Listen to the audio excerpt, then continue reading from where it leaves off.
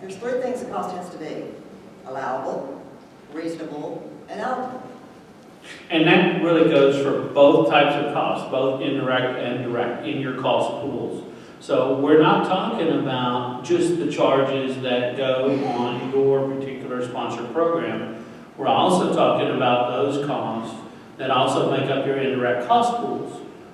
In those indirect cost pools, you have to segregate out the unallowables and things of that nature. So make sure that you understand when we talk about allowable, allocable, and reasonable, all of those things kind of go together when you're talking about both direct and indirect, regardless of whether you're direct charging or as part of your indirect cost pool.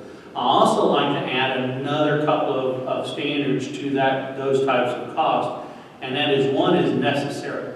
And how do you define necessary for cost on your particular sponsored programs? Because we, as research administrators, it's very difficult to understand what is necessary in order to carry out the execution of an award. And so we are relying on our principal investigators and those that have technical expertise as to tell us whether or not something is reasonable, i.e. that are necessary.